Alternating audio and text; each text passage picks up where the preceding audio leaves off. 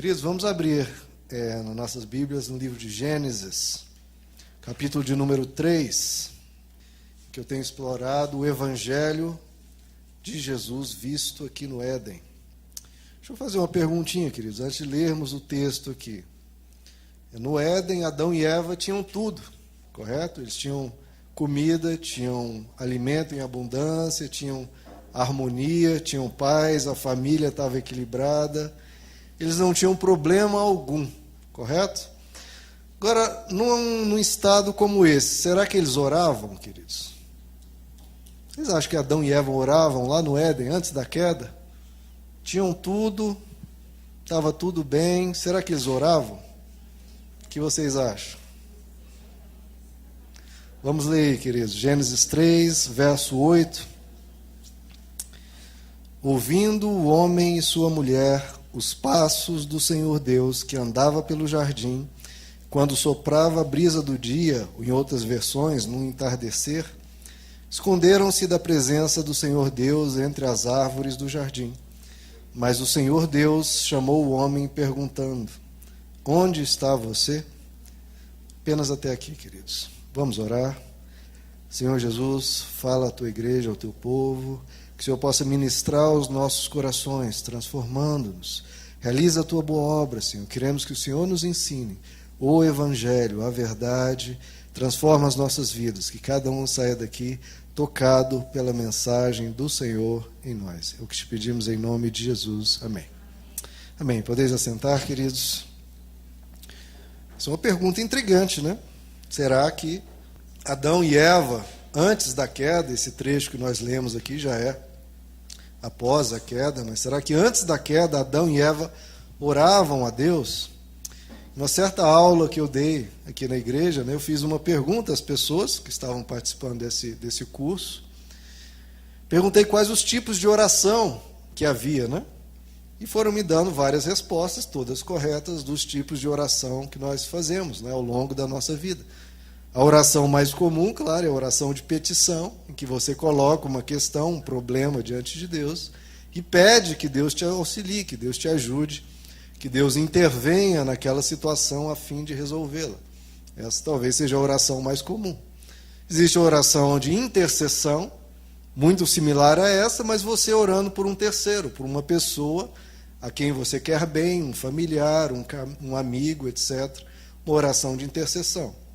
Existe a oração de ações de graças, em que você, por gratidão, agradece a Deus, louva a Deus, então, há um momento ali de gratidão e assim por diante.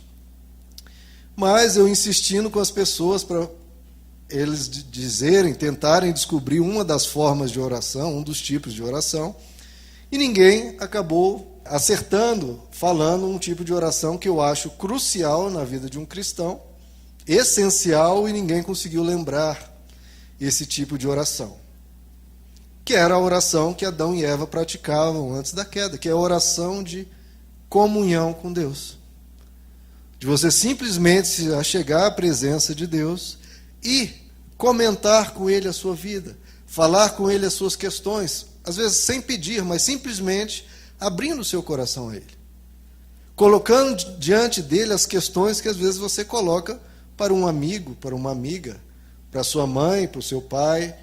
Enfim, muitas vezes o nosso desabafo, o que a gente conversa para as pessoas, que é tão sadio, tão bom, mas você pode e deve colocar isso diante de Deus. Abrir o seu coração a Deus. Nós vemos aqui no texto que era comum, era costumeiro de Deus vir à tarde, no entardecer, à tardinha, vir conversar com Adão e Eva. Então aquele ali era o momento, entre aspas, de oração de Adão e Eva, em que eles conversavam com Deus. Conversavam o que se passou no dia, o que eles aprenderam, o que eles realizaram, o que eles criaram. No Éden havia um relacionamento. Deus conversava com o ser humano conversava com Deus. Então havia uma intimidade, havia um desejo de estar junto, de conversar. É um tempo com Deus. E nós vemos aqui que Deus que vai até Adão e Eva.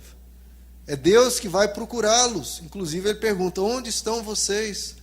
chegou o momento, eu quero conversar com vocês. E isso que ocorreu aqui, ocorre sempre. Comigo e com você. Deus quer se encontrar com você. Deus quer se encontrar com você. Ele pergunta, como perguntou para Adão e Eva, onde está você? Vamos conversar, vamos ter um momento juntos? Era Deus que estava procurando Adão e Eva. E às vezes uma pessoa diz, né? Mas eu não sei orar. Se você não sabe orar, que bom, meu irmão. Que bom mesmo, porque às vezes as pessoas tomam aquela atitude teatral, né, de falar muitas palavras bonitas, né? Ó, glorioso, magnânimo e excelso Deus. Não, queridos. Como foi dito aqui, Ele é o teu Pai. Simplesmente converse com Ele. Assim como você abre o seu coração com a sua mãe, com o seu pai, experimente fazer isso. A mesma coisa com Deus. Ou, né, hoje em dia, com um psicólogo, um psiquiatra, que as pessoas sentam ali e abrem o seu coração. Faça isso com Deus. Abra o seu coração a Deus. Adão e Eva não tinham esse conceito religioso de orar. Eles simplesmente chegavam diante da presença de Deus e conversavam com Ele. É tão natural assim, você falar com teu pai. Abrir o seu coração, falar dos seus dilemas, das suas dúvidas, das suas questões.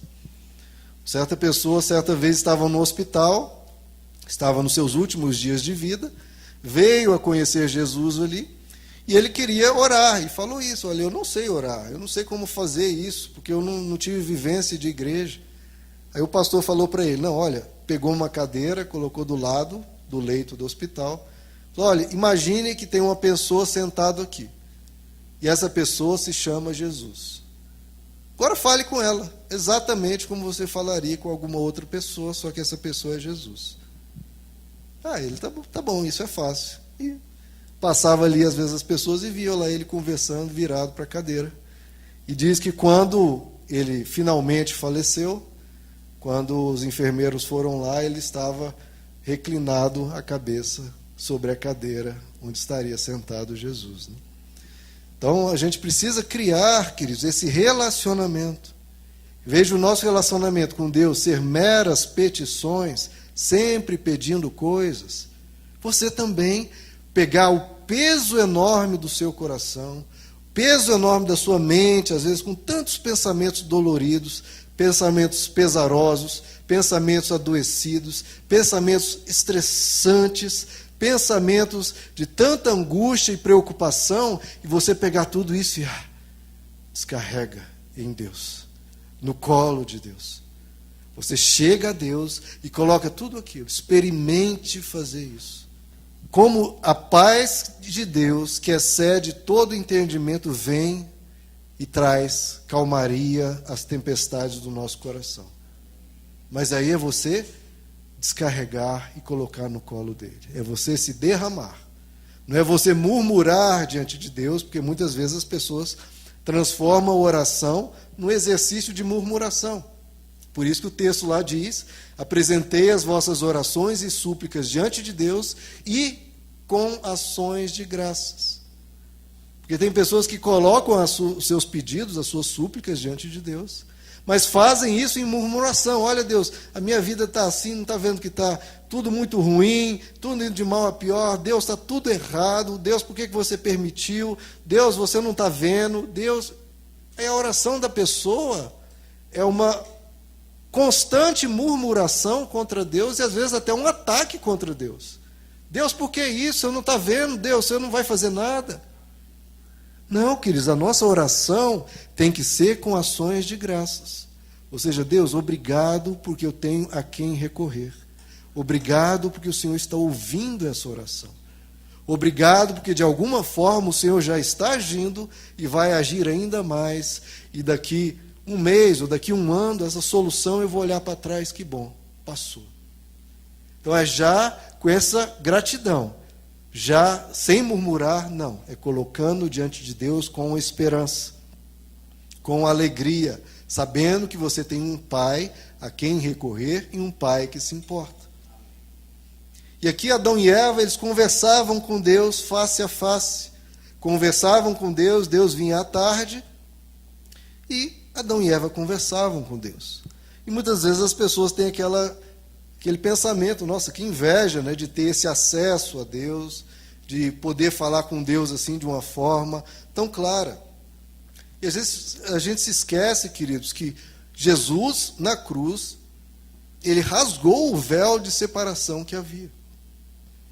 O texto lá do Evangelho nos diz que o templo, que representava a presença de Deus na terra, havia um véu que separava qualquer ser humano de olhar para o lugar mais sagrado, o chamado Santo dos Santos do templo. Ou seja, representando que o ser humano, com pecado, com tanta rebeldia, com tantas fraquezas, não tinha acesso direto a Deus. Havia um véu espesso dizendo, vocês seres humanos de cá, Deus de lá.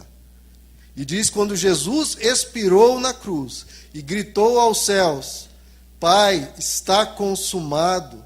Diz, quando Jesus deu esse brado, aquele espesso véu se rasgou de cima a baixo, representando que o ser humano tem livre acesso, total acesso a Deus. Isso nós não podemos esquecer, não podemos viver achando que essa separação persiste. Abra comigo, queridos, em Hebreus capítulo 10. Hebreus 10, verso 19. Portanto, irmãos, temos plena confiança para entrar no lugar santíssimo, que eu acabei de dizer, o Santo dos Santos, pelo sangue de Jesus, por um novo e vivo caminho que ele nos abriu por meio do véu, isto é, do seu corpo. Agora vamos para o capítulo 12, ainda de Hebreus. Então nós temos livre acesso por um novo e vivo caminho. E olha o nível desse acesso, dessa celebração que ele fala em Hebreus 12, verso 22. Mas vocês chegaram ao Monte Sião. Eles, já chegaram ao Monte Sião, a Jerusalém celestial, a cidade do Deus vivo. Chegaram aos milhares de anjos em alegre reunião, a igreja dos primogênitos, cujos nomes estão escritos nos céus. Vocês chegaram a quem? Vocês chegaram a Deus, juiz de todos os homens, aos espíritos dos justos aperfeiçoados, a Jesus, mediador de uma nova aliança, e ao sangue aspergido que fala melhor do que o sangue de Abel. O que está dizendo aqui, queridos? O texto está nos dizendo, e essa é a convicção do Evangelho, que do Éden, onde o ser humano perdeu esse livre acesso com Deus, porque decidiu dizer para Deus, tchau, Deus, eu quero viver a minha vida sem o Senhor, Deus, fique no seu lado, eu vou viver a minha vida. O Evangelho vem com a vitória de Jesus na cruz por nós e diz, agora nós temos livre acesso a Deus, por um novo e vivo caminho. Por isso ele diz aqui, nós nos achegamos através de Jesus a Deus. Então você tem que ter essa convicção, assim como Adão e Eva falavam face a face com Deus e tinham certeza que Deus estava ouvindo, porque eles estavam ali diante de Deus da mesma forma. Quando você abre o seu coração, abre os seus lábios de forma sincera e verdadeira, e querendo se comunicar com seu Pai, você tem livre acesso por um novo e vivo caminho. É o que ele diz, você já, em oração e pela fé, você já entra na Jerusalém celestial. Diante, como ele falou, de milhares de anjos, diante dos justos aperfeiçoados. E você, com toda essa fé, com essa certeza, você chega diante de Deus e você tem ali livre acesso a Ele. E essa é a promessa do Evangelho. E isso é para quem crê. Se você realmente crê, isso já foi te dado. Então você vem e conversa com teu Pai. Eu já comentei aqui que Jesus ensinou a humanidade a chamar Deus de Pai. Isso não existe nas outras religiões da Terra. Isso é algo que é chamado na teologia de ipsissima vox de Jesus. Ou seja, uma marca que só o ensino de Jesus tem, frente a todas as religiões que já surgiram na Terra. Isso é uma característica que Jesus trouxe. É único na história, foi Jesus que trouxe isso. Por isso que no Antigo Testamento você vê sendo chamado Deus de Pai apenas 11 vezes. E no Novo Testamento, Deus é chamado de Pai 115 vezes. Porque esse é o nosso relacionamento. Relacionamento de filhos com um pai que se importa. Não é um Deus distante, um Deus que mora nas nuvens, um Deus que está criando estrelas e galáxias, que não tem tempo a perder com o seu problema. Não, Ele é o teu pai. Ele está interessado, Ele se importa com os seus problemas, com os seus sonhos, com as suas aflições, com as suas esperanças. Ele está atento e quer ouvir o filho falar com ele. Nós temos esse livre acesso. Assim como Adão e Eva tinham, por meio de Jesus, nós temos esse acesso a Deus. Então você pode e deve conversar com ele como você conversa com o Pai. É por isso que em Hebreus capítulo 4, ele diz: aproximemo-nos do trono da graça com toda a confiança, a fim de recebermos misericórdia e acharmos graça que nos ajude no momento de necessidade. Então, chegue diante de Deus e fale com teu Pai. Agora, a gente tem que ter o cuidado de, às vezes, pensar, bom, mas Deus já sabe o que eu vou pedir. Por que eu vou pedir se Ele é onisciente e já sabe? A gente precisa saber, queridos, que o relacionamento em uma oração não é informar a Deus o que Ele não sabe. Deus sabe tudo. Deus sabe, antes de você abrir a boca, Ele já sabe, antes de você, o que você vai pedir. Então por que eu tenho que falar? Porque não é questão de informar a Deus. É questão de você se relacionar com Ele. Você pede primeiro porque Jesus te ensinou a orar. Jesus nos ensinou a orar, o Pai Nosso. Então, é uma recomendação do Evangelho que você peça. Tiago, capítulo 1, nos diz: vocês não têm porque não pedem. Então, nós temos que pedir, temos que colocar diante de Deus as nossas questões e pedir.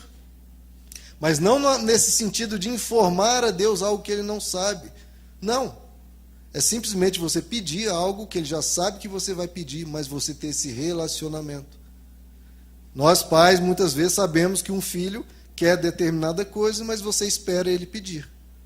Para quê? Porque ter esse momento de cuidado, de relacionamento pai e filho, e quando o filho pede, e aí você atende, e quando você atende, o que cria? O pai, o filho, cria ainda mais confiança no pai, cria ainda mais fé no pai, fé de que o pai vai sempre cuidar, vai sempre ajudar. Então, Deus espera que você peça para que você mesmo crie mais confiança nele, crie mais fé que ele pode e vai te ajudar. Agora, algumas recomendações aqui em relação a esse momento com Deus que é tão importante. Veja, se Adão e Eva, que viviam num mundo paradisíaco, com tudo, tinham momentos com Deus, quanto mais nós, queridos? Num mundo tão turbulento, tão atribulado, quanto nós precisamos ter esses momentos. Tanto para pedir respostas de Deus em questões nossas, quanto a desabafar, descarregar os nossos pesos diante dele, para que a nossa alma se alivie conversando com alguém que realmente se importa. Agora, algumas recomendações. É importante, queridos, você ter um tempo fixo, um momento do dia que você diz: olha, esse momento eu vou colocar para buscar a Deus.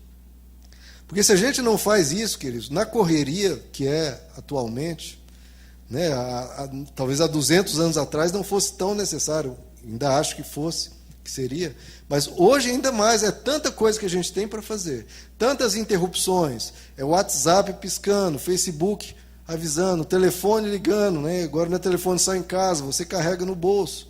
Então é tantas interrupções que se você não diz, olha, esse tempo que eu vou separar, você passa o dia e você vai ver, já acabou o dia e você não teve esse tempo para conversar com Deus.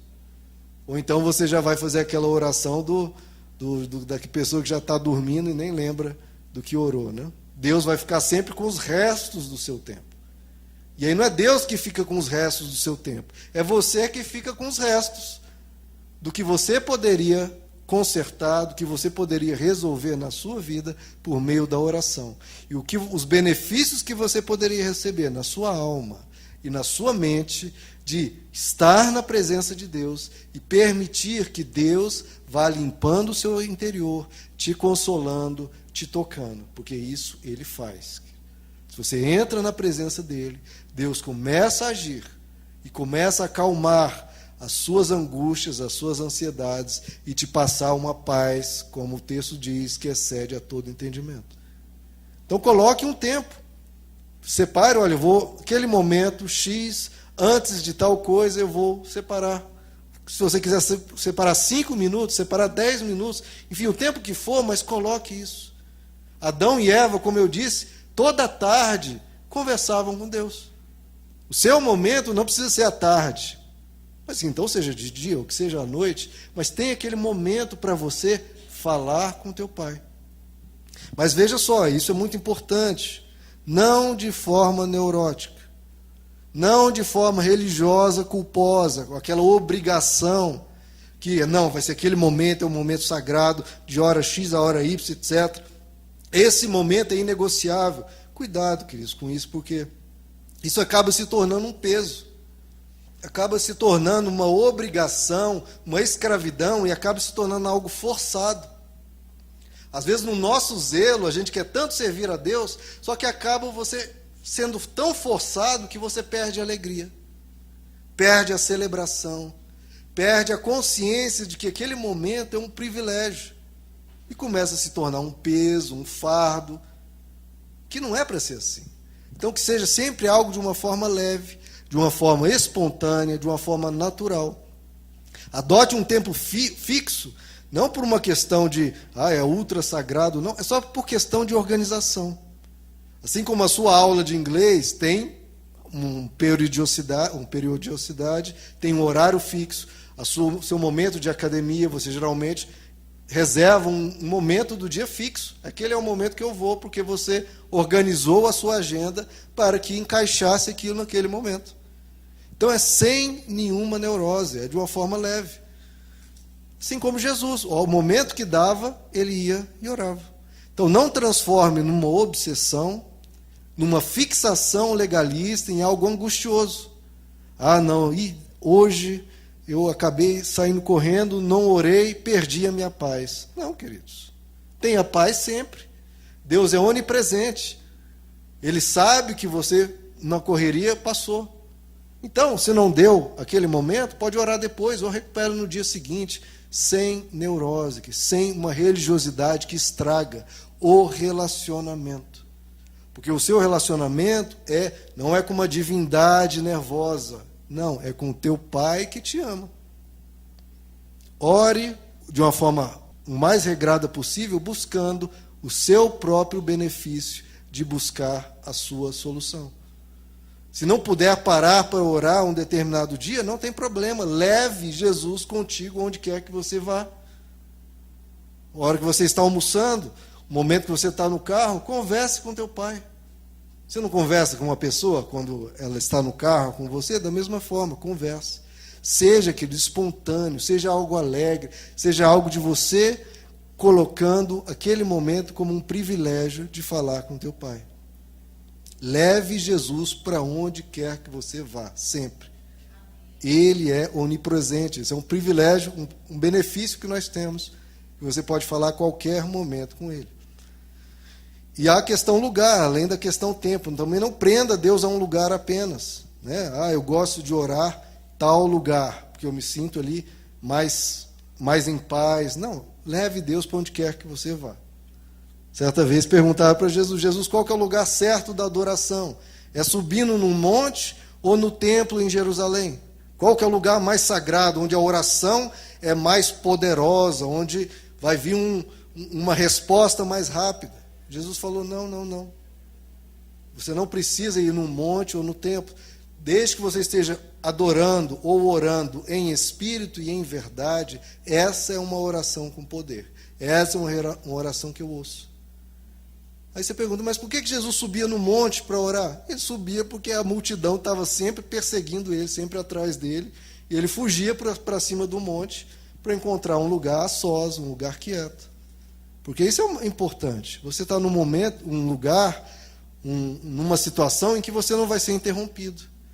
Você às vezes está às lágrimas, está derramando as suas entranhas diante de Deus, e aí chega uma pessoa. Não, então encontre um lugar, um horário, uma agenda e um local que você possa estar quieto e a sós diante de Deus. Veja que até os ateus que praticam a meditação, veja só, que nem é um relacionamento com Deus, é meramente ele parar e respirar, deixar a ansiedade passar. Isso já beneficia a pessoa.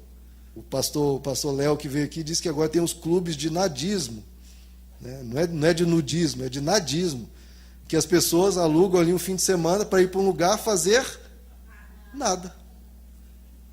Eles confiscam os celulares, confiscam tudo, a pessoa chega, não tem televisão, não tem internet, não tem nada. A pessoa só fica ali passeando pelo gramado, pela floresta, etc., olhando o lago, sentando e relaxando. Se só isso traz um benefício, queridos, imenso para as nossas almas, mas até a pergunta que ele fez, né? Quem gostaria de ir para um clube de nadismo desse? Acho que todo mundo precisa, né? Veja, se uma coisa assim já traz um benefício imenso para a alma do ser humano, que a alma do ser humano precisa descansar, queridos.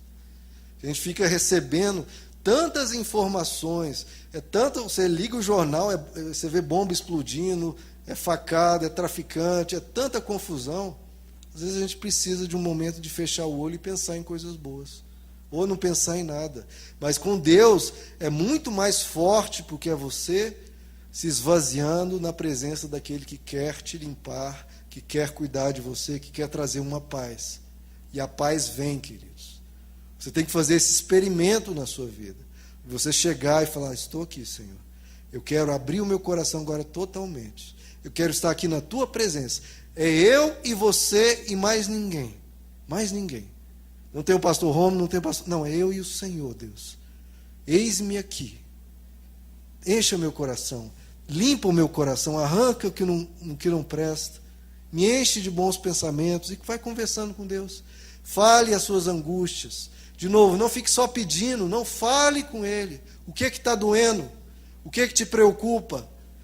Quais são as suas ansiedades? No que é que você ficou nervoso? Isso também é o papel da confissão, quando a pessoa confessa, não é só simplesmente para poder pedir perdão, que é importante. Ó Deus, me perdoe, porque aquele momento eu extrapolei, eu pisei na bola. Não é apenas pedir perdão, é você falar, Senhor, e colocar-se diante dele e ficar repensando as suas atitudes, se reexaminando, como a palavra nos diz.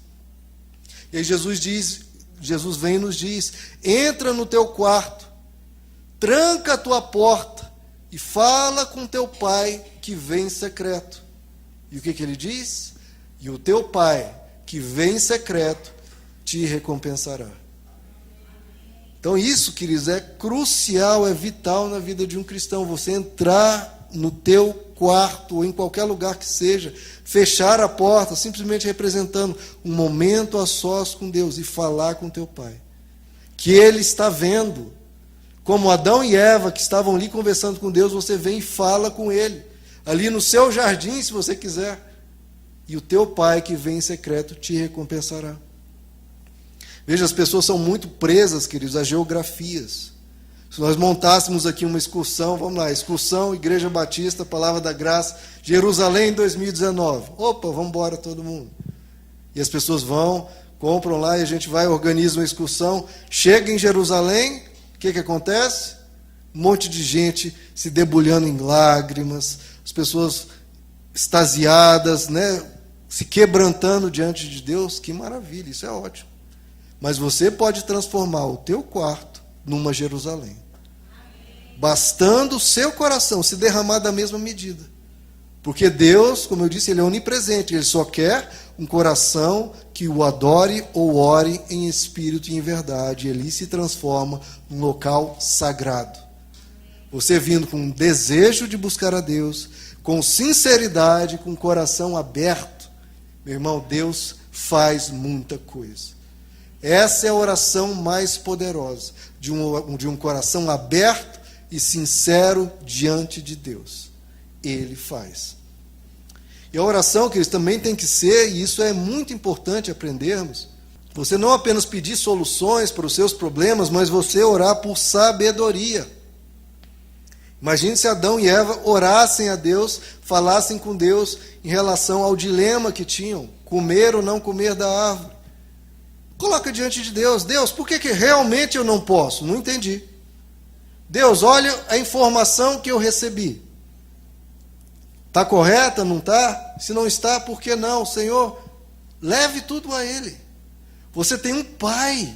A gente precisa aprender isso. Você tem um pai. Leve as suas questões a Ele. E peça sabedoria, peça respostas. Tiago, capítulo 1, nos diz no verso 6.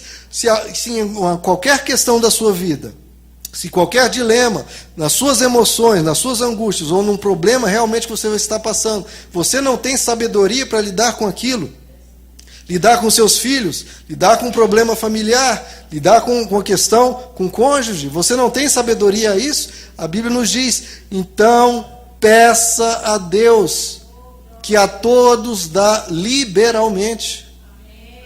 Peça sabedoria para que você possa resolver, porque às vezes a gente só pede: Deus, resolve esse problema, resolve esse problema, resolve esse problema. E às vezes a gente tem que pedir: Senhor, me dá sabedoria do alto, um conselho vindo da parte de Deus, para que eu receba esse esclarecimento na mente e então possa agir e resolver esse problema. Peça sabedoria a Deus. Abra comigo, queridos, Provérbios capítulo 2, o verso 1.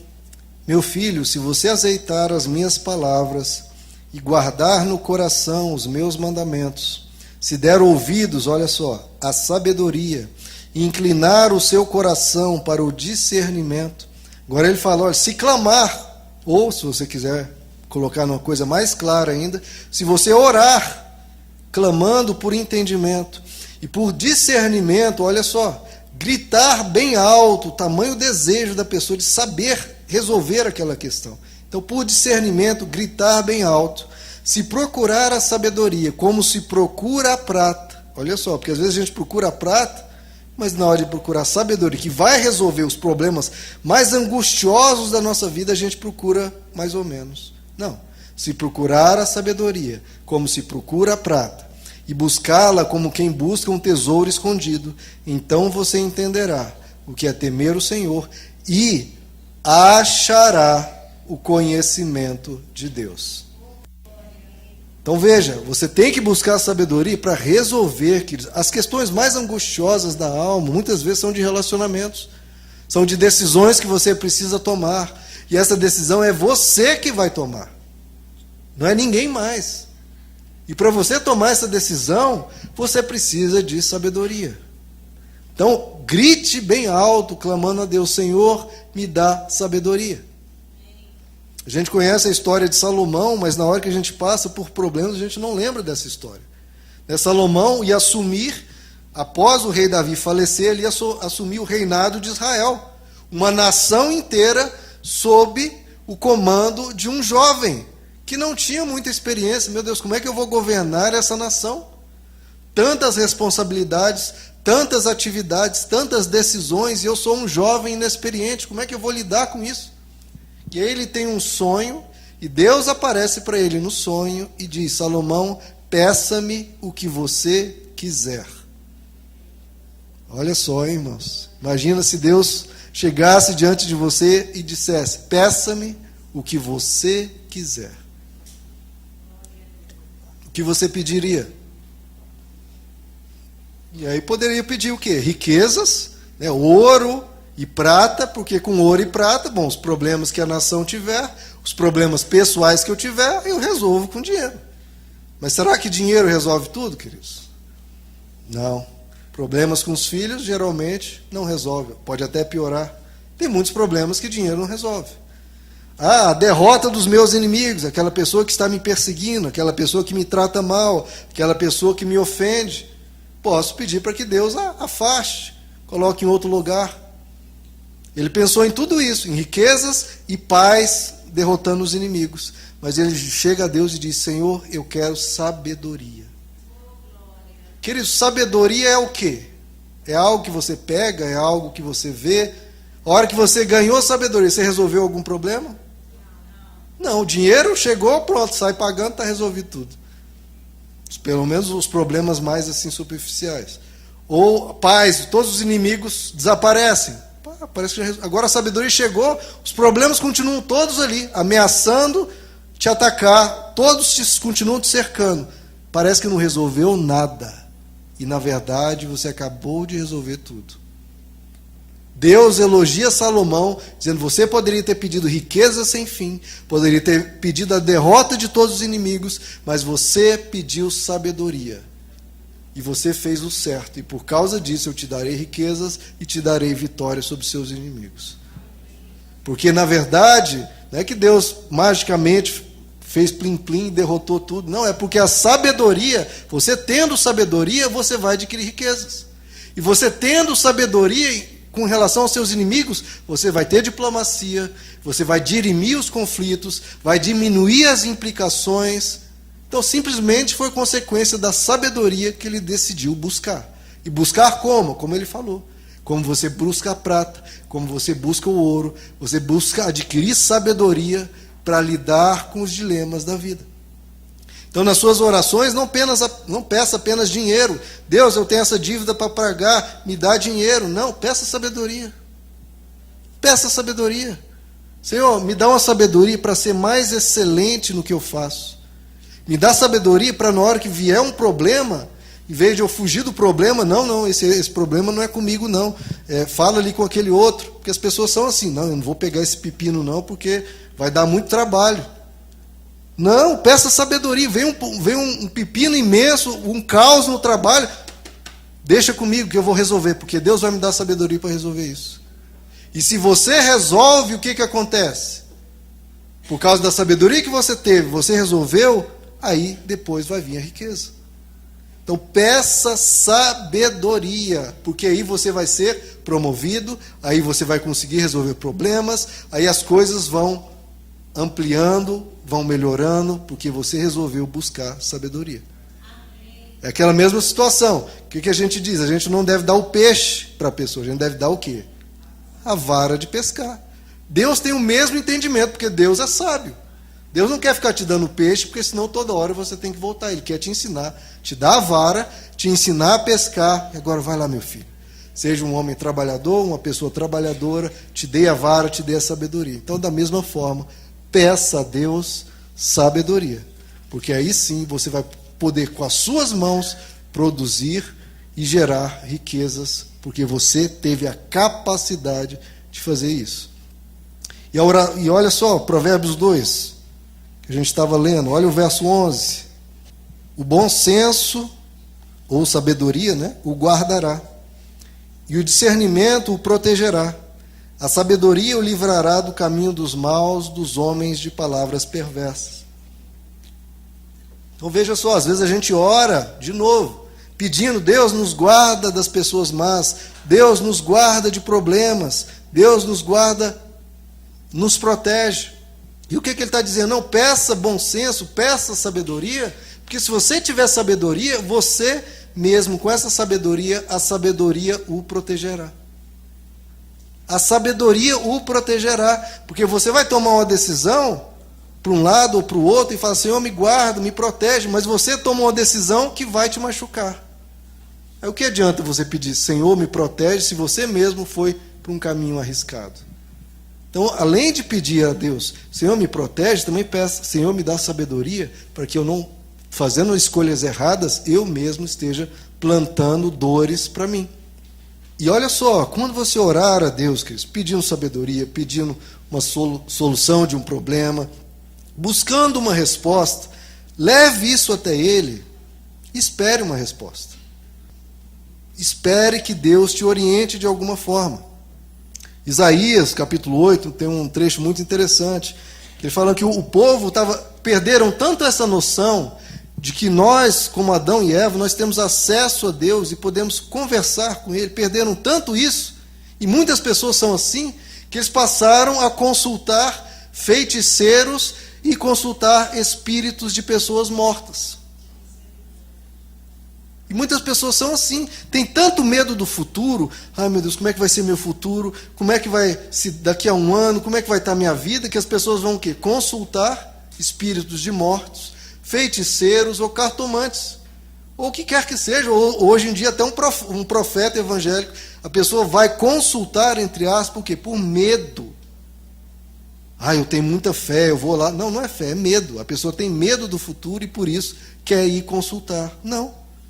E lá em Isaías 8, Deus diz, ora, vocês estão consultando espíritos de mortos e feiticeiros. Acaso não consultará o povo ao seu Deus? Acaso a favor dos vivos você vai consultar os mortos? Não, se volte para a lei e o testemunho. Então ele fala, você tem o teu pai e tem as escrituras, vá consultar a Deus e vai consultar as escrituras. E quando você for falar com ele, espere uma resposta. Põe uma questão e espere uma resposta. Agora veja, a resposta pode vir de forma imediata, pode vir daqui uma hora, daqui um dia ou daqui um mês. Mas ou Deus pode, isso é muito importante, responder enquanto você caminha.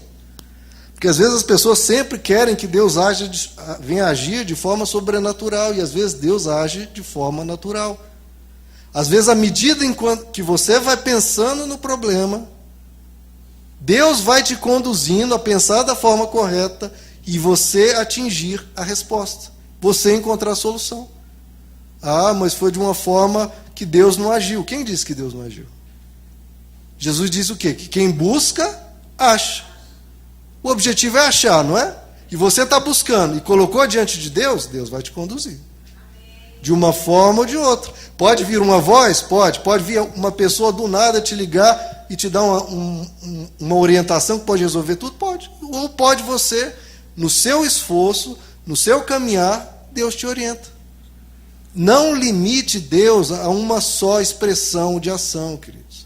Ah, tem que ser uma voz, um anjo. Não, ele age das 1001 formas. Não limite Deus em hipótese nenhuma, em nenhum formato. Ele pode agir de muitas formas. O importante é, quem busca, acha.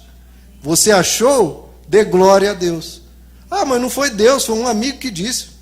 Deus está sempre mexendo os pauzinhos dele, querido. Ore, coloque diante de Deus e vá em frente. E lembre-se, como Jesus disse, não é só orar. Ah, vou orar e deitar numa rede porque Deus vai resolver para mim. Não. Jesus disse, orai e vigiai. Orai e trabalhai. Vá adiante, porque aí Deus vai te abençoando à medida que você realiza, que você trabalha. Abra comigo, queridos, em Mateus capítulo 7. Mateus 7, verso 7. Peçam, olha só, a importância de você orar. Então, quem não pede, não recebeis porque não pedem. Então, o que Jesus diz? Então, peçam, e lhes será dado. Busquem e encontrarão. Batam e a porta lhes será aberta. Veja, nem sempre Deus vai te dar exatamente o que você pediu. Ele pode dar algo um pouco diferente, mas que atenda àquele pedido de solução. Ele não vai dar a solução que você quer, ele vai dar uma solução. Pois todo o que pede, recebe, o que busca, encontra, e aquele que bate, a porta lhe será aberta. Por que vai ocorrer isso? Como que a gente tem essa certeza? Ele explica. Qual de vocês, se o seu filho pedir pão, lhe dará uma pedra? Ou se pedir peixe, lhe dará uma cobra? Se vocês, apesar de serem maus, sabem dar boas coisas aos seus filhos, quanto mais o Pai de vocês, que está nos céus, dará boas coisas aos que lhe pedirem. Então é tão óbvio como isso. Assim como um pai sabe atender aos pedidos que sejam convenientes, que sejam necessários, que sejam realmente corretos de um filho, um pai atende, da mesma forma o Pai Celestial, ele vai atender. Tão lógico como um pai bom faz isso, e ainda Jesus diz, vocês que se acham bons, comparados ao Pai, vocês são maus. Se vocês que são bons já conseguem atender e respondem com bondade aos pedidos dos filhos, quanto mais o Pai que realmente é bom. Porque veja só, às vezes as pessoas têm dificuldade de se relacionar com Deus, porque as pessoas tiveram um pai ou uma mãe problemáticos, um pai ou uma mãe duros, ou inflexíveis, ou raivosos, ou briguentos, ou violentos. E às vezes não conseguem, né, superar isso e entender que nosso pai é bom. Agora, quando eu acho que deveria ser o contrário, se a pessoa teve um pai assim problemático, que bom que há um pai que pode preencher esse vazio que a pessoa não teve, que é Deus. Então Jesus, ele chega ao ponto de dizer, não é só o pai violento, não é só o pai ausente, ou o pai inflexível, ou o pai rígido demais, que é mau. Não, Jesus põe tudo num balaio só. Até o pastor Rômulo, que procura ser o melhor pai possível para o Péssimo para Esther, Jesus diz, olha, todo mundo é mau. Se você for comparar ao pai que está nos céus. Então pega o melhor pai que jamais existiu na terra, ele é mau, perto à bondade imensurável de Deus que está nos céus. E esse é o teu pai. E esse teu pai, ele vai responder, não é porque você é ultra santo, não é porque você ora 15 horas por dia, não, ele vai responder porque ele é o teu pai. Então, tão certo como um filho, quando pede um pão, um pai atende, quanto mais o Pai Celestial vai socorrer você quando você clamar. Agora veja, não é com fogos de artifício, pirotecnia, luzes, um anjo descendo, não. Ele vai agir dos meios dele. Ele vai mexer os pauzinhos. Ele já está agindo, antes de você pedir, já está agindo à medida que você pede. Ele já está intervindo na situação.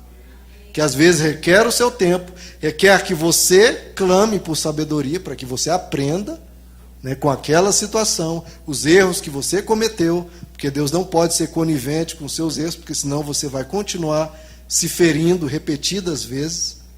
Então Deus permite que você passe o tempo do aprendizado, para que você, aprendendo, não venha a se machucar novamente outras vezes. Então tudo é misericórdia de Deus, tudo é Deus agindo. Então, queridos, eu queria recobrar isso na nossa mente.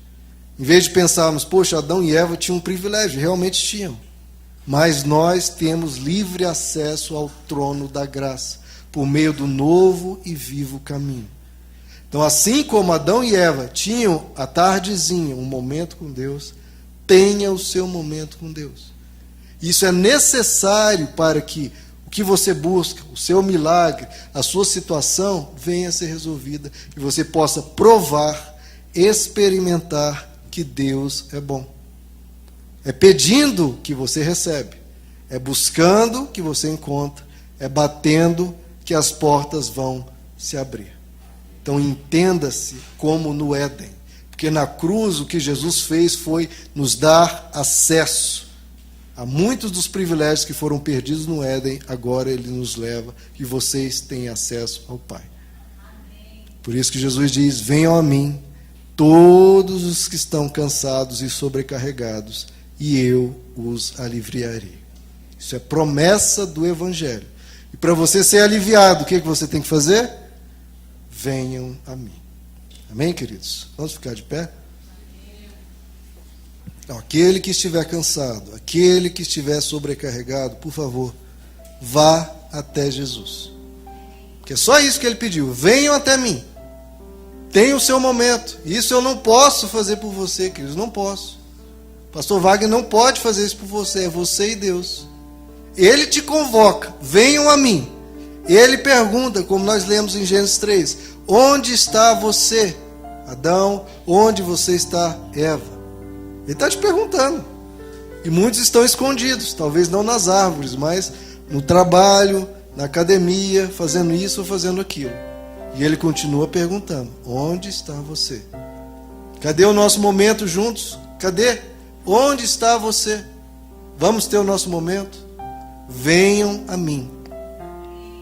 Todos os que estão cansados e sobrecarregados, e eu os aliviarei. Para ser aliviado, você tem que ir até Ele. Eu não posso fazer isso por você. Então tome essa decisão de ter o seu momento à tardinha, não como uma obrigação religiosa, como um peso. Eu tenho que ir, senão isso ou aquilo. Não, vá com essa alegria. À tardezinha, o meu momento com meu Pai. Meu momento com meu Pai.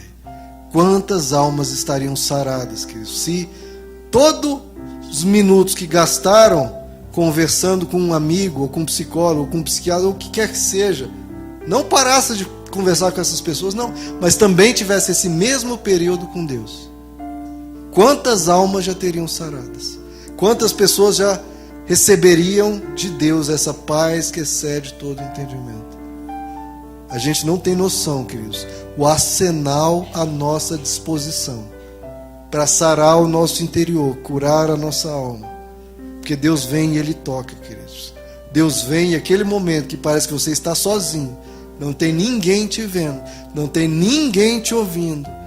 Na verdade, o Senhor dos Senhores, o Rei dos Reis, o Criador dos céus e da terra, parou para te ouvir. Ele parou como um pai que para tudo que está fazendo para ouvir o choro e a dor do filho. Ele está ali por você, está ali com você. Então esse poder e esse privilégio, queridos, que não há maior na terra, de você fazer Deus parar tudo para te ouvir. Use disso na sua vida. Quanto a sua vida pode melhorar, quanto a sua alma pode ser sarada, quanto o seu espírito pode ganhar novas dimensões, novas alegrias, se você simplesmente parar um pouco. Não num clube de nadismo, não, mas na Jerusalém Celestial, na igreja dos primogênitos de Deus, nós chegamos então diante de Deus para falar com Ele. Você tem livre acesso pelo novo e vivo caminho para falar com teu Pai, da mesma forma que Adão e Eva conversavam. Você tem livre acesso, porque o véu já foi rasgado.